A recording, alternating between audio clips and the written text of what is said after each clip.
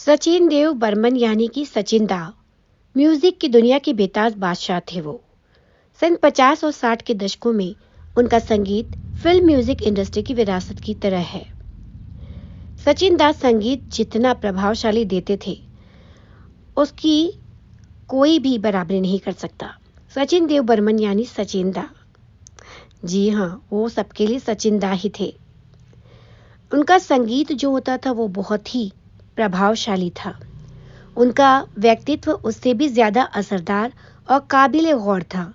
सचिन दा को लोग अक्सर पीठ पीछे कंजूस कहा करते थे। फिर कहते भी क्यों ना, सचिन दा पे पास हमेशा एक पान की डब्बी रखी होती थी। लेकिन जब वो किसी को पान ऑफर करते थे तो कुछ इस तरह करते थे कि ए देबू, तुम पान खाएगा क्या?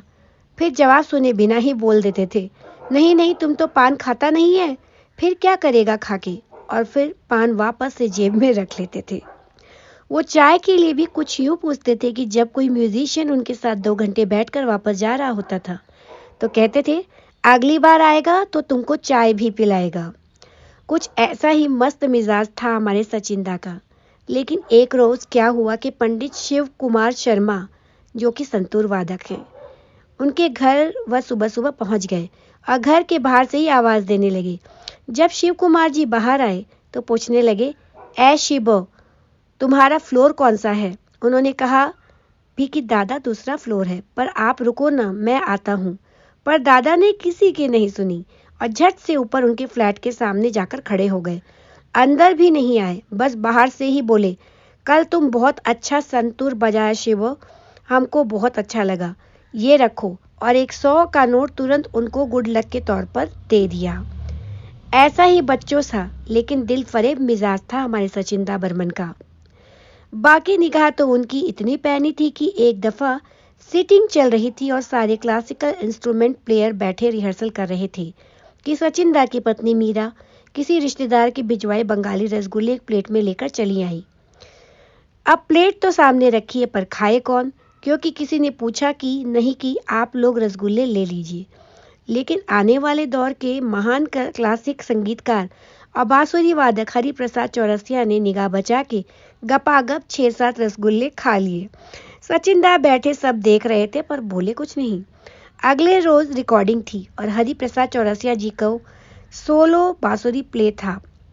उन्होंने बहुत अच्छी बांसुरी बजाई, सबको अच्छा लगा। सचिन दा मौके का फायदा उठाकर बोले, वाह, देखो देखो कितना मीठा बजाया होरी ने, कल हमारा साथ मीठा मीठा रसगुल्ला जो खा गया था। कुछ ऐसी ही अनोखी शख्सियत के मालिक थे हमारे सचिन दा उर्फ सचिव देव बर्मन, जो पान के लिए इतने दीवाने थे कि एक बार पान का डब्बा घर भूल जाने के चक्कर में रिकॉर्डिंग छोड़कर वापस आ गए थे।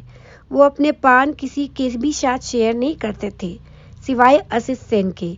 असित सेन क्योंकि खुद भी पान खाते थे तो दोनों अपनी अपनी डब्बी से पान का आदान प्रदान कर लेते थे। अब आप यूं सोचेंगे कि असित सेन और सचिन दा की क्या बराबरी, तो सचिन दा किसी का ओहदा या नाम देकर मुतासिर होने वाले लोगों में से नहीं थे। एक रोज वहीदा रहमान उनके पास आई, बोली, दादा एक पान खिला दो। उन्होंने झट डिब्बी निकाली और बोले, ले वहीदा, खा ले, खुश रह। उसी वक्त गुरुदत्त भी बोल पड़े कि मुझे भी पान दे दो दादा, हमें तो आप मना कर देते हो, जबकि हम तो पान खाते ही हैं, रोज खाते हैं। तो दादा तपाक से बोले, आहा, तभी तो नहीं देता, तुम लोग एक के बाद एक पान खाते हो। जैसे वो मीना कुमारी, वो भी एक के बाद एक पान खाता है, हम उसको भी नहीं देता। होगा बड़ा हीरोइन, पर हम क्या करें, हमारा स्टॉक खत्म हो जाता है ना। पान के प्रति उनकी दीवानगी भला किससे छुपी है। उन्होंने बंगाली में तो एक गाना ही पान पर बना दिया था, जिसका अर्थ था कि नाव किनारे लगाकर आओ, पान खाने आओ। आज के दौर में भला कहाँ कोई संगीतकार किसी दूसरे की तारीफ करता है, पर सचिन दा उनमें से थे जो मदन मोहन के घर पहुंचे और आए और बोले कि मोदन, हम रात भर बैठकर तुम्हारा पिक्चर वो मौसम का गाना सुना, सारा गाना सुना, तुमने बहुत बढ़िया गाना बनाया, बहुत बहुत अच्छा लगा हमको। सचिन दा की यही अदायगी, यही अंदाज कभी ना भूलने वाला है।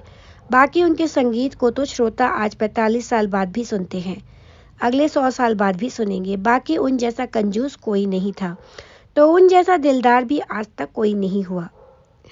तो सचिन दा के बारे में हम फिर से अपनी अगली पोस्ट में बात करेंगे। बॉलीवुड में आज के लिए इतना ही। फिर मिलूंगी आपसे जल्दी ही। तब तक के लिए नमस्कार।